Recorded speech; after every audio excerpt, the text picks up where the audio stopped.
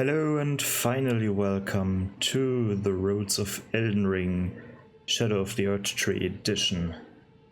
It's been a long time since I've recorded a video of the Roads of series, just because I was done with the base game, right?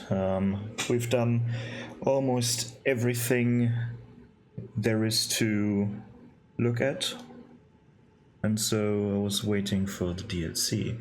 And now that the DLC is finally there, and we've all played it, I hope we all played it, at this point at least, I can finally do a Roads of Elden Ring Shadow of the Earth Tree edition. But for those who don't know what the series is about, I'm going through the game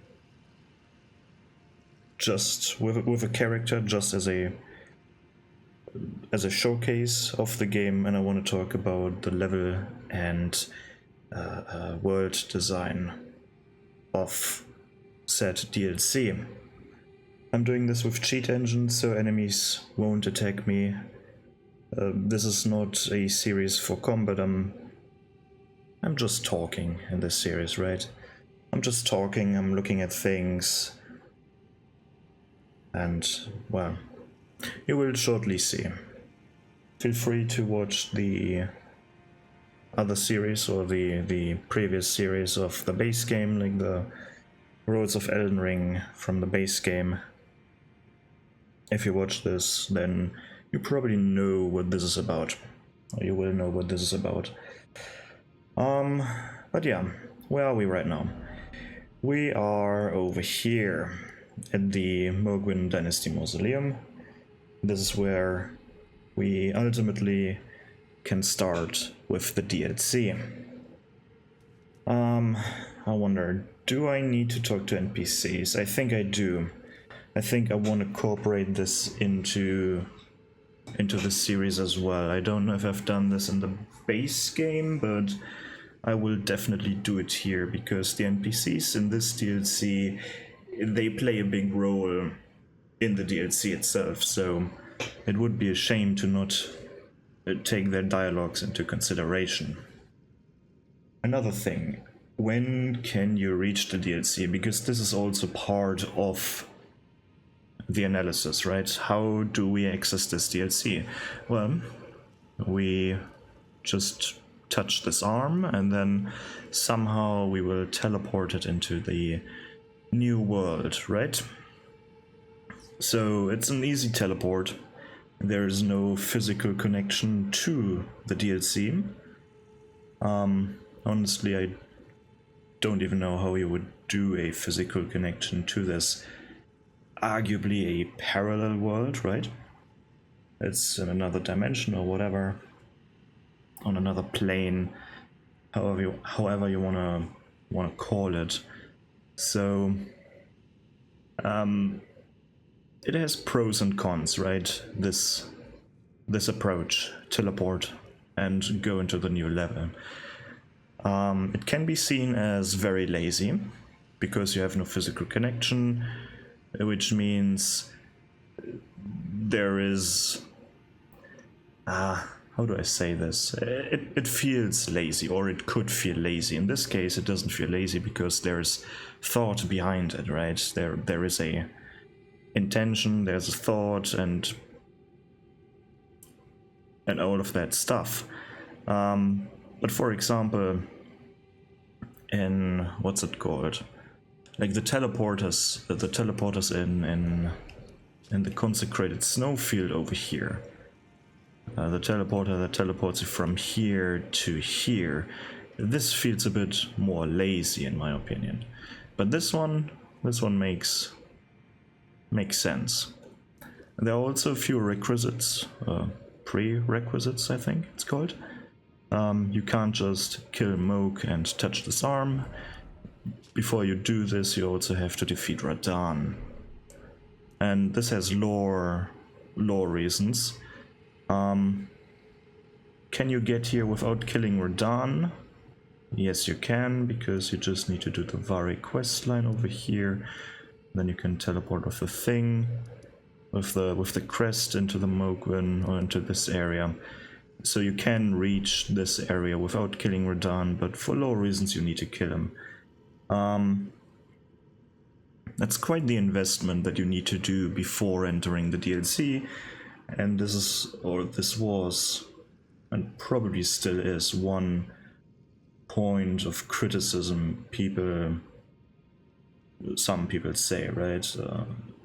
That's not how you're supposed to do a DLC. Like, if you buy the DLC, you should enter it from everywhere in the game, and I see where they come from. But honestly, like, my thought is, why are you buying the DLC if you haven't played through the base game?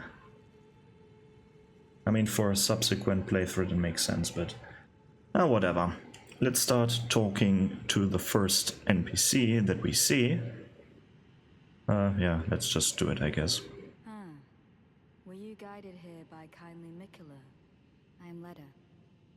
And like you, I was guided by faith along his honorable path. Touch the withered arm, and you too will be transported to the realm of shadow where Mikola the Kind now dwells. My compatriots are there already.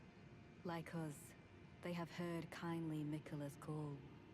If you can find them, they are certain to lend you aid. Come now, touch the withered arm and travel to the realm of shadow. I will not be far behind.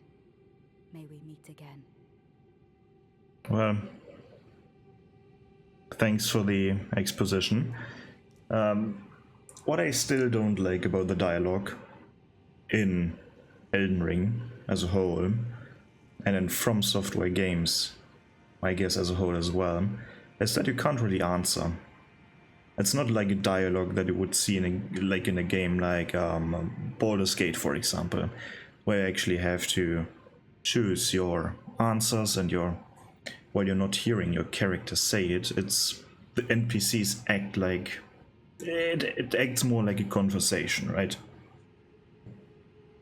And in this game, they're just telling you stuff, and you're just literally just standing there and listening to their words. And this can be problematic because right now, like, she's assuming that we are also here because we got charmed by Mikola. I mean, she got charmed, her compatriots got charmed, but we are not charmed. We haven't even met Mikola. They have. At some point in their journey, they have met Mikola, but we haven't. But she doesn't know that, and we have no opportunity to tell her. Like, she's going to figure that out eventually, very late into the DLC, but up to this point, not really. But let's go into the realm of shadows. Let's just do this part and be done with it, right? Because now this is how we start in the DLC. Not much sound. By the way, sound, feels very silent to me right now. Oh, what the fuck? Why is the weather changing already? Is it raining? Oh, not. Okay, all of a sudden it's blue. But this is how the DLC starts. We are in this... What would you call this? It's not really a cave because, well, there is no ceiling here, right? But we're in this... I don't know how you call this. A very tight space here, right? And then in the good old From Software fashion, we're just continuing on our path, and then the big reveal, and the music starts playing, and we are getting overwhelmed by this beautiful landscape. And we can see Gravesite Plain. Ooh, and this is exciting. There are quite a few things that we can see from here. Quite a few. And the way the camera or the placing of certain things is arranged is so amazing. It's like a painting, really, right? So let's start from here again. What can we see? We can see the goldenish, whitish sky. And then the first thing that we can see is this veil, this very mysterious looking veil. And then if we go further, it's getting brighter, grabbing our attention. And then we can see the shadow tree. Together with the area sign, whatever you want to call it. Like the area text, you're now in this and that area, right? And it looks like a painting. Isn't this beautiful? And the cool thing is, when you see something, you can get there. This is all explorable area. First, we of course see the shadow tree. Then we can look a bit more down. We can see the keep and this mysterious building behind the keep, with the crescent shape, like grabbing the sap, but not really grabbing the sap. It's just a visual thing. The tree is way further behind. But then we can see the shadow keep. We can see the bridge connecting the shadow tree, the keep to the Roa ruins. We can see this smaller castle in front of the keep, which, what is it called again? Like the magic castle thingy, this area over here. Then we can see ruins in front of us. We can see like mountains, a big tower over there. On this side, mysterious looking roots and trees that look very, well, that look like these roots. We can see this furnace golem over there, our first big enemy, our first big boss enemy, that is very optional. If we look to the side, we can see a kind of graveyardish thing with these birds sitting on top of the... what even is this? Like graves or coffin arches, whatever. The plains itself are made out of this wheat-like grass. And we can see some structures sticking out of them. We can see the spectral graves, like graves so old they turned into ghosts themselves. Then to the right side, if we go a bit further, we can see a huge mountain, a very spiky mountain on top of that. We can see the moon, or half of it, or parts of it. And if we look again in this direction, we look down, we can see a set of grace, also grabbing our attention. This whole game is made like this introduction over here is built like a painting. And I really wonder what their... the colors are changing.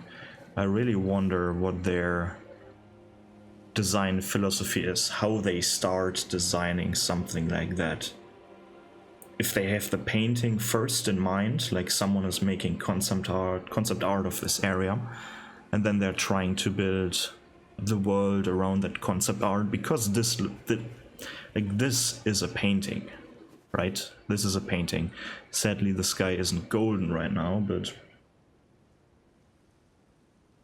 this is built like a painting, like you would layer a painting. We can even see the church in the background, like the Cathedral of Manus Matter, right? I think that's what it's called. Like, we can see so much in the background already. And all of that we can explore. Isn't that amazing? Let me quickly see. Do I have Torrent equipped? Where can I see this? No, I have not. As you could see, probably I'm on what is it called? The Seamless Co-op server?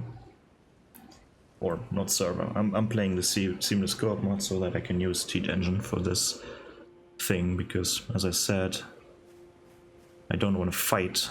I just want to look at things and analyze them.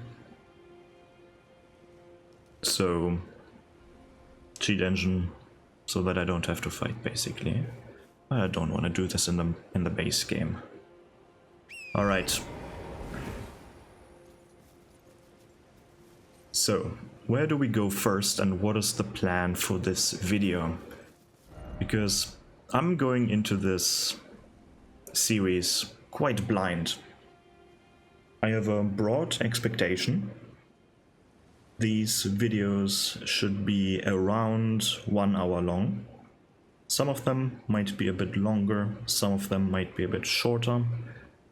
And in one session, in one video, I want to explore possibly one area per video.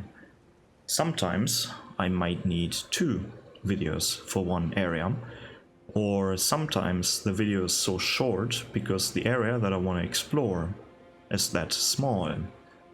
For example, if we're going to explore, let's go back to the base game area.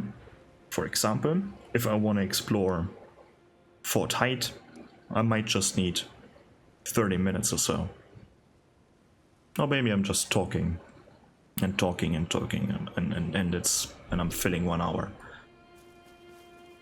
For today, what I definitely want to do is explore this area over here, like the forest on the side, and if we still have time, I'm going to tackle these ruins. And if we still have time, I'm going over here. But I'm not expecting to do this entire area. This is something for a second and with this part even a third or a fourth video. So I'm going through this game slowly. Which means there are going to be quite a few videos, which is fine by me. But let's start, let's see how long things take in reality. If we're at the site of grace, we have a few options. First option, which I think should be the first option, or is the first option for most players, is these ruins. Or are these ruins? Because somewhere over here you can find the map. But because I already have the map, the whole map explored, we're going into the forest. The second and third option, second option would be this area with all these trees, and then the third option would be the forest itself. And I'm going to do the forest. Let's go to the map first. Let's do it in the order most people will do it. At least this is what I believe most people will do. And on top of that, I can test if I'm really invisible for the NPCs, and as you can see I am, because usually this NPC, this cursed blade over there, will jump down and kick your ass. And of course, what will happen most of the time, at least this is how I experienced it, most of the time in this game it will rain, because, well, we can't have nice weather, do we? Or can we? So, we approach these ruins. We can see some figures, some shapes at the ruins, but most importantly we can find the map and open a part of the map. I don't know which part we will unlock, but I think this is still part of it. Then you might have a look at the map and see, oh, okay, we have a site of grace over here. Let's do these woods first. And this is what I want to do. For upcoming episodes, I will probably pick a weather and then freeze time so that this shitty rain doesn't happen again. Because honestly, I'm sick of the weather in this game. I really am. I don't like the weather itself. It's a nice feature to offer some variety, especially if you're exploring areas that you already know, but I personally don't like it. I think it's a good addition, but I don't like it. And here we can see the first, or technically the second enemy type in this game. And this is where I'm having some problems. Because, well, the Curse Blade is a pretty cool and exciting enemy to fight. They're quite tough, especially if you're new to the DLC. If you don't know how they move, how they behave, they're fairly tough. But then you have the cannon fodder over here, and as I've said, I have a problem with these enemies, and it's just their texture. They're just black, with this weird white lighting on them. Like, I get it, they're supposed to be ghosts or shadows of their alter self, or not alter self, of their old self, right? But no thank you. For me, this feels just like a lazy thing where they said like, oh, we don't have time to give them actual textures, let's just make them black with this weird lighting effect. This is what it feels like to me. It doesn't matter if it has lore implications. For me, this is just ugh. Right. Well, the funny thing is, I'm talking about the level design right now, right? Or I was talking about the level design up to this point. But I need to remember, I need to get into the series again, right? Because it's been some time since I've done these, but I'm also supposed to look at the world design. And for those of you who don't know my definition of level and world design, let me quickly explain these things. Let's start with level design, which is fairly easy to understand. I mean, world design is also easy to understand, but I think this is the more obvious explanation, where it's level design is the physical level you're going through. Like, we're going through this fairly, like, this is the level, this is part of the level, right? We have to jump over this. Then the enemy placements are part of the level design. Of course, enemy variety and stuff counts as well. And then the item placement. So, physical level where we are going through, like the terrain, and the buildings and stuff, or the layout of the buildings, I should say. Then the enemies and the items. Usually I don't really care that much about the items, even though they're part of the level design. If you're going through a hard passage that ultimately leads to a dead end, then you want to have a reward at the end. And if the reward is just another Eteria leaf, then you're going to be pissed, right? But then there's also world design, and world design is the physical world. But I've said, well, level design encompasses the world as well, so where's the difference? Well, the world design, how I understand it, or how I define it, is how believable the world feels in the fantasy setting. Of course, oh, we have ghosts running around. That is not realistic. The world design is shit. No, that's not what I mean, right? We have a well-defined world where the game takes place, or where the game exists inside. There are certain rules, like for example in this world, magic exists. and stuff like ghosts exist and undead and stuff like mystical and magical stuff exists in this world. So it makes sense. But then again, my favorite example is Skyrim, where we have like small cities, or where we have cities, but they're so small they're just like 4 houses forming a city. That is kinda That gives me a sour or a bitter aftertaste, right? Well, Skyrim looks great, or looked great during its time, and was fun to play. If we compare the world design from Skyrim with the one of this game, for example, this game has much better world design. Even though it's not perfect, it's very, very, very far from perfect. It's still a step up, right? And yes, I know they're not from the same developers. That doesn't matter. But so far, we've seen a few landmarks. We've seen these ruins that we are going to explore. Probably in some time, or next video, I don't know yet.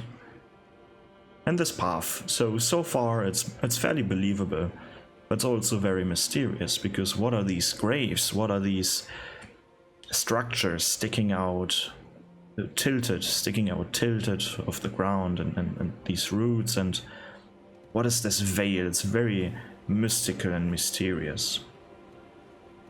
But let's finally go into these woods and see what it's all about. And I think I'm not going to grab every single item, but these woods have something special on them, which is they are scary. These woods are really, really scary, because there's some jump scares built in it. Yep. And I already knew this was the sound would happen. I knew that, but I still, like my heart still skipped a beat, and oh great, we are getting fog. Wow, I love the weather in this game. And for some reason, I mean, I think I know why they've put these birds in here. Come on, do the sound. Yeah. I'm not a fan of it, but I know why they're here. Or at least I think I know why they're here. We have a specific NPC roaming these woods. A fairly tough NPC. Let's find him. Oh, there he is. Here we have this dude with beast claws, or with a beast claw. And let's see if we can find a bird. Is there a bird here? No. Oh no, there is. That's not working. What? I don't know why these birds exist, other than to jump scare. My first guess was they would alert him. Like if a bird screams, he has to investigate that area. But that doesn't seem to work, so I don't know what's that all about. Or maybe it's just because I'm invisible. I don't know what these birds actually do, but other than jump scare the player. But if they have no mechanical purpose, then I don't appreciate them. If they actually alert him, then I like the mechanic.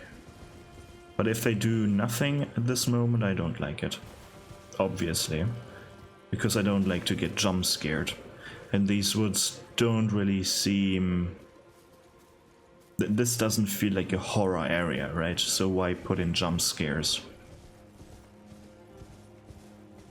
And you might say, oh, these are no jump scares. Yeah, I mean, they kinda are. It's a loud noise that you're not expecting. That's a jump scare. Well, at least for me, I got scared. I jumped the first few times.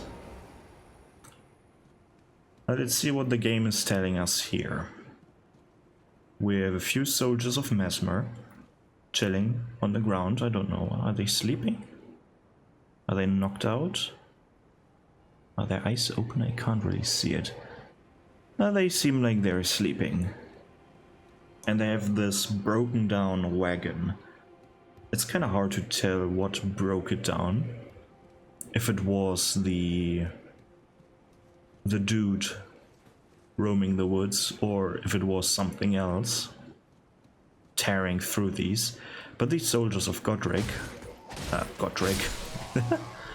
Mesmer, these are alive, as you can see. They're just sleeping. But I don't know what tore through this area. Or maybe this was the doing of the soldiers, and they just wanted to sleep in the middle of nowhere. I don't know. And then we have this beautiful sight. Like we have these mountains with the structure on top, like with the pillar on top of it, and this waterfall coming out of the mountain, flowing behind this church. Oh, we have a stake of America here, how nice. And this weird ass looking burning creature, which turns out to be a dog, just burning with Mesmer's flame. So that's something that exists in this DLC, I guess. And inside this church, this kind of looks like the first mini boss, but it's not really a mini boss. This is just a regular enemy. But we have a knight, or a black knight, or Knight of Mesmer. What are these called? Church of Consolation. And if we defeat this one, oh, I can get hurt. Oh, that's not good. We get the Black Steel Great Hammer. Let's see, did I lose HP? I did lose HP. Well, I might need to test something after this episode. But here we're getting our first weapon, which is quite fitting. It's quite a nice reward for exploring this area. Technically, this is our second weapon, because our first weapon we could have looted from the dude roaming the woods.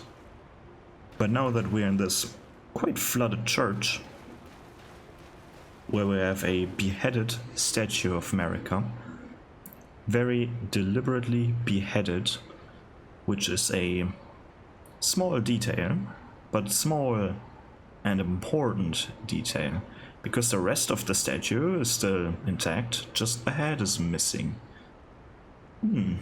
It's quite mysterious, isn't it? Here we are also getting our first Shadow Tree fragment, which we need to upgrade ourselves in this DLC. And then we have quite a few, or 2 areas to explore. To the right, we have a camp of Mesmer soldiers. And to the left, we have this flame that we can see in the mountain. So maybe this is something where we can go inside and continue our journey, or is it just this one item? And it turns out to be just this dude holding up a torch, which acts as a eye catcher. And then we have this corpse with, where's the rain coming from? I'm inside the cave. With this blessing of Marika, which acts like a, if you've played the Dark Souls titles, it's like a divine blessing. It heals everything, like it heals you to full, it It cures your ailments and depression. Maybe not the second one. That's like a full restore. Yeah. It's the oh shit button in a difficult boss fight that you will never use. Or that I will never use because I only have one of these. So maybe later on there's a harder boss where I might need this one, and I tend to never use it. But we also have a small ambush here. These soldiers usually will stand up when you pick up this item. I think at least. So be careful, they're quite... Even though they are normal foot soldiers, they're still quite dangerous because they have a few moves up their sleeves that hurt quite hard. Over here we have this camp. Nice with these spikes. Or reinforced with these spikes. Creating a small but effective wall. And then just a regular soldier's camp. Sadly though, there seems to be no item inside. At least not in these. I mean, there is an item here, I think. Was it a cookbook or something? I don't know. I have certain items, so because this one is gone, I think it's a cookbook. That would make sense at least. And for me, cookbooks are the new Ateria leaf, and like the cookbooks in the DLC are the Ateria leaves from the base game. In my opinion, I find it quite unsatisfying to fight through a significant area and just find a cookbook somewhere. I'm not a fan of crafting in this game. I rarely use it, and I find the cookbooks to be quite the letdown.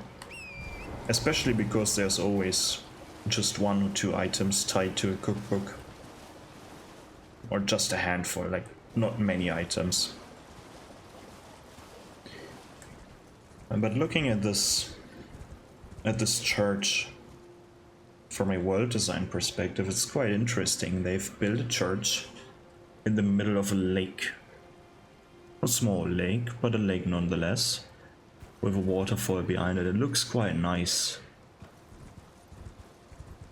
Again, this could be a painting as well, right? Elden Ring is a game where you can place the camera somewhere and make a nice painting out of it. With almost every angle. Like, of course, if you're just zooming at a texture, that's no good, but for the majority of landscapes, they look very painting-like. But I'm trying to approach this DLC now from a different world design angle than I did in the base game.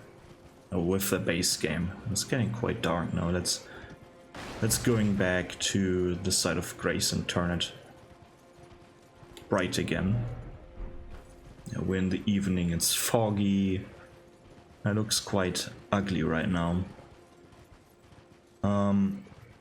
But in the base game I was more honed in on realism than I am now, because I'm looking at a slightly different angle than before. Before I was looking still from a fantasy game type of angle, but I was looking more at I had a more realistic approach than right now. Because how I see things now, or try to approach this DLC now, is from a more mythical standpoint. And let me quickly explain that. Elden Ring benefits from the mythical view more than from the high fantasy view. I feel like where high fantasy still has utility of certain areas in mind, and I'm going to explain it with an example in a short time. This one, that doesn't really work in Elden Ring, I've noticed. What I mean by that, a more utilitarian approach would be, we have the city, let's say we have Leyndell, for example. Leyndell is quite small. I mean, if you would size it to a real life city, you need to make this one 10 or 20 times bigger. What do people need other than living space? They need food. Where do you get your food from? I don't see any wheat fields or farms or... I mean, there are a few animal pens right here, or stables more like it. There's no real... In this game, there's no real visual indicator for a food or for food supply. So in this case, it's quite unrealistic. But viewing it from this standpoint is quite... It is quite boring, because then you're... And this is what I did with the base game, then you're just pointing out and bitching about the same thing over and over again. It doesn't make sense because the city isn't big enough, or it doesn't make sense because how do these people even live? Like, how do they survive? Where do they get their food from?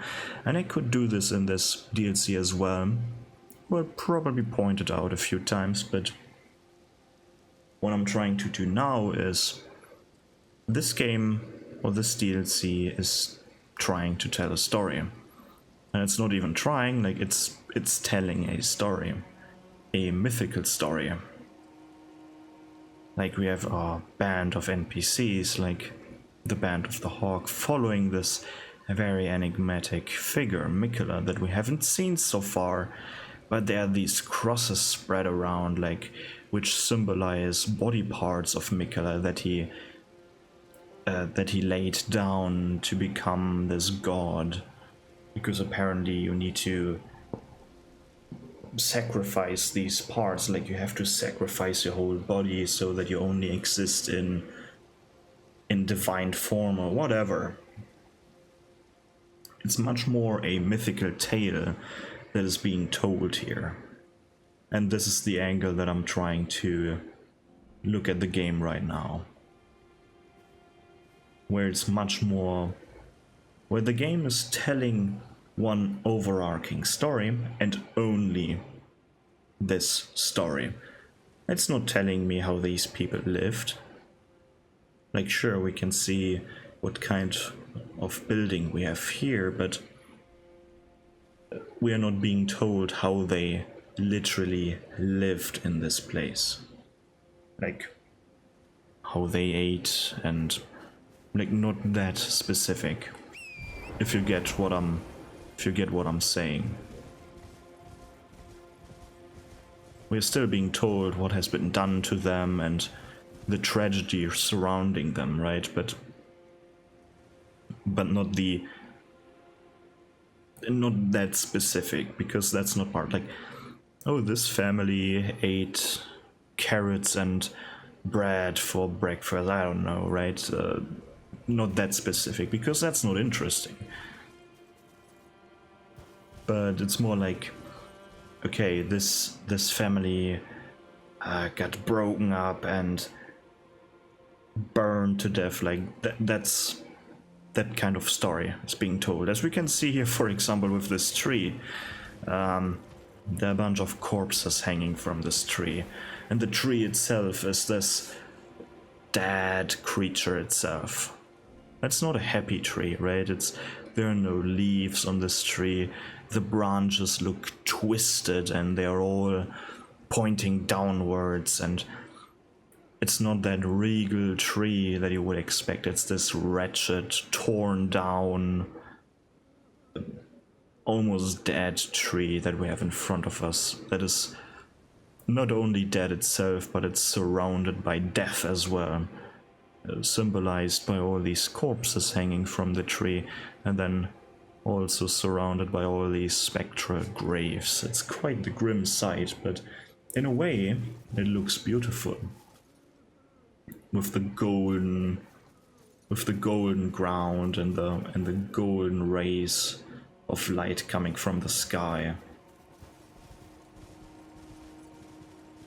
It's like death is being embraced over here, at least partially. We also have these weird things, sites of interest here,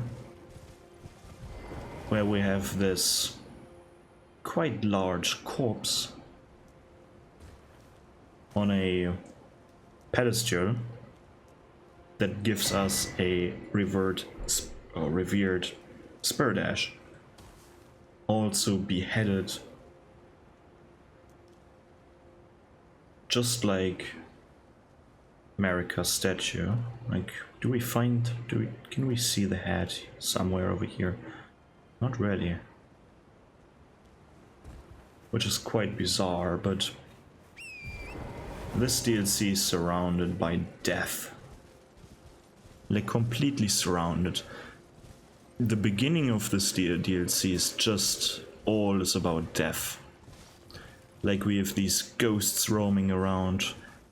We have fields and fields of like hills and fields just made out of graves, spectral graves on top of that. We have a graveyard looking area over there. Like, we have these ruins that are just called Scorched Ruins, so everything got killed. This whole starting area is just...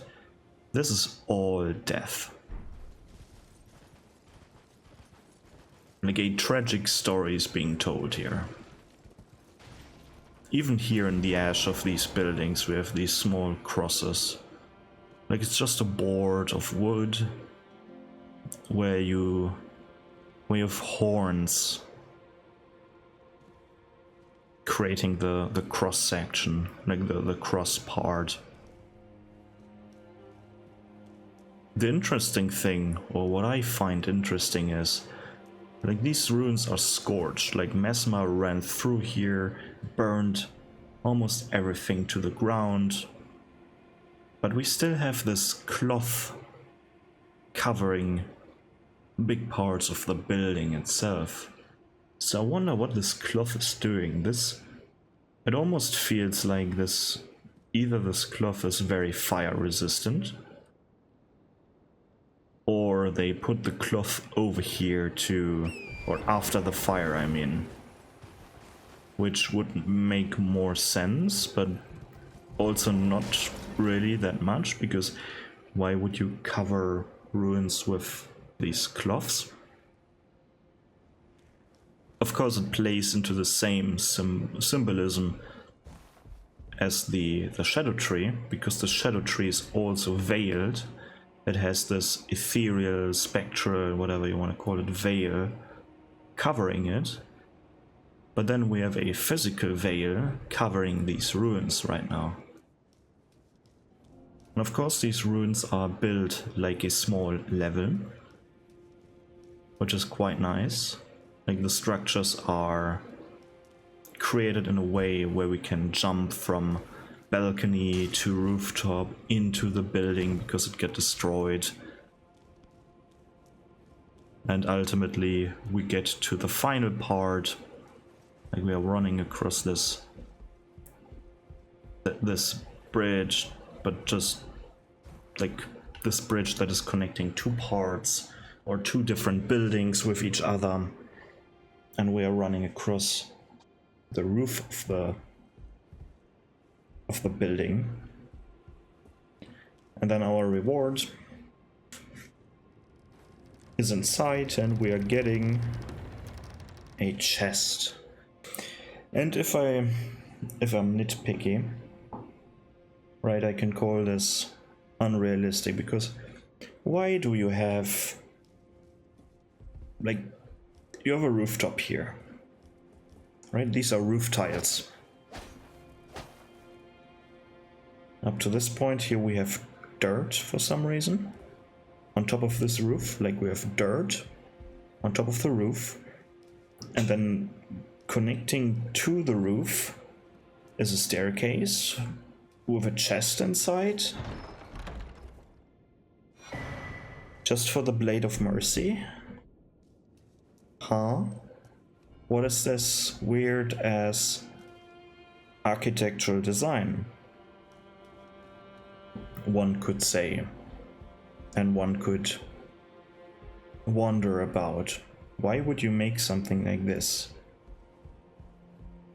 And it's more of a symbolic thing, right? This is where I think, like, okay, you can bitch about this, you can say this is unrealistic, why would you build something like that? But from a more mythical standpoint, right? You have these ruins, you start from the ground, you're going across these ruins on top of the roofs even, to gain your reward in one of these towers. Right? That's the small level design part. But it's also symbolism. Right? You're going up in a spiral type thing. And spirals in this DLC are very important, as we will see later on in different videos. But if we have a look, for example, at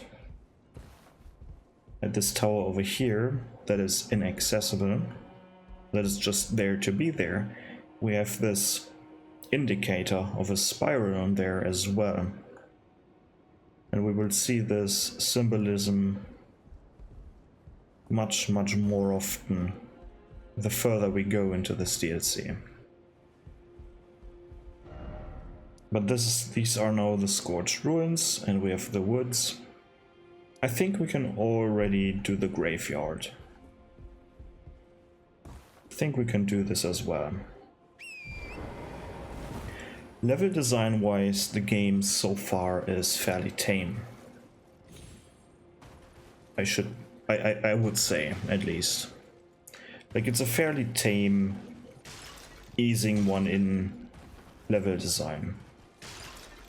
We have a lot of ground to cover. The enemies themselves aren't that hard so far.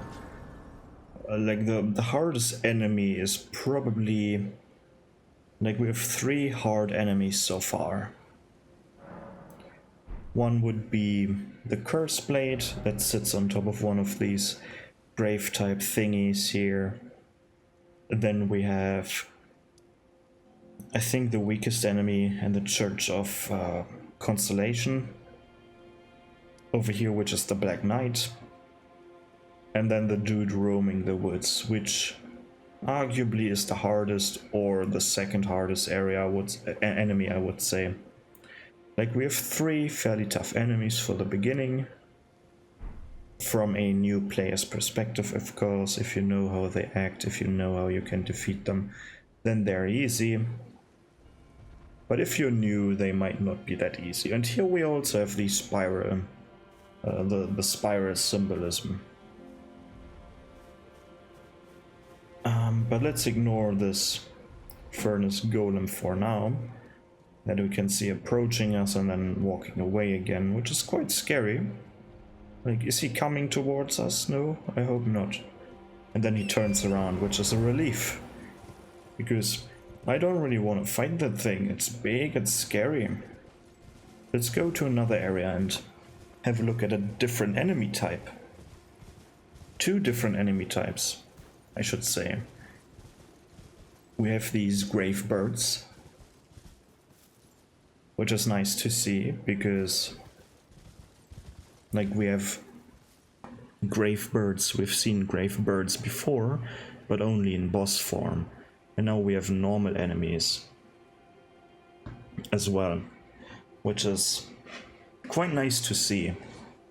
And the designs of these birds are quite nice. Let's see if there are any on the ground.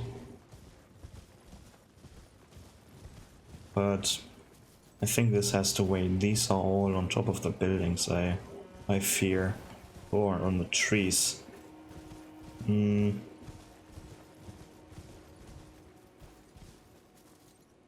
there's a lot of grave bird symbolism here. So there's a completely different religion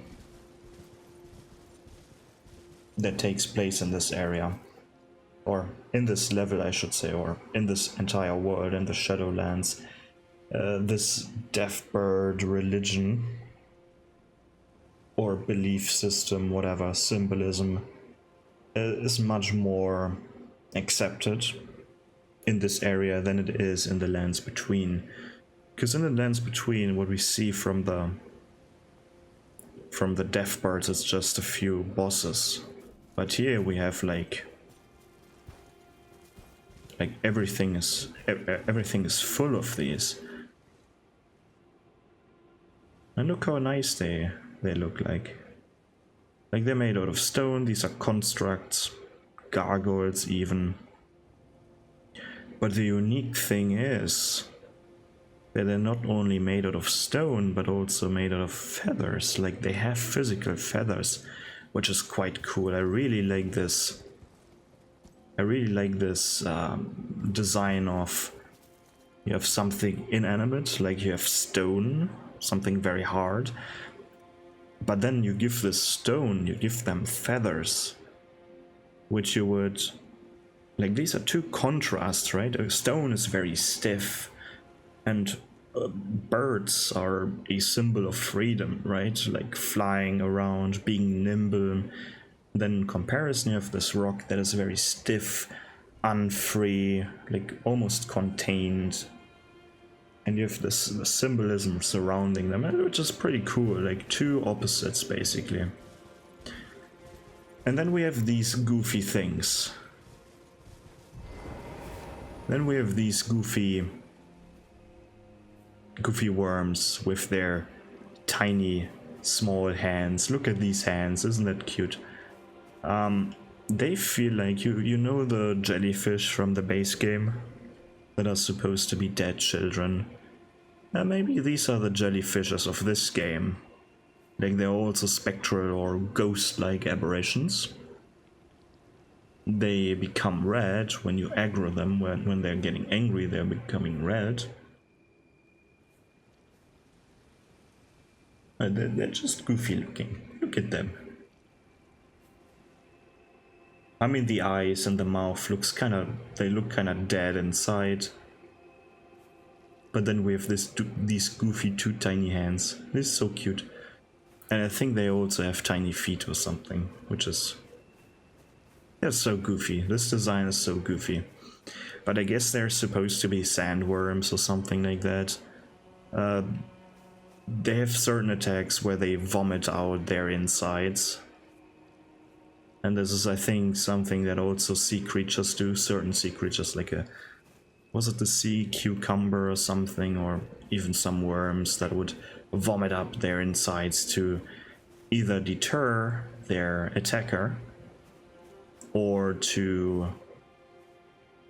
literally digest the creature. Their guts are sticky and they're vomiting them up, enveloping their prey inside of them, and then they're digesting them from the outside. Like, they invert their stomach, and then that's quite disgusting. But I mean, if it works, it works.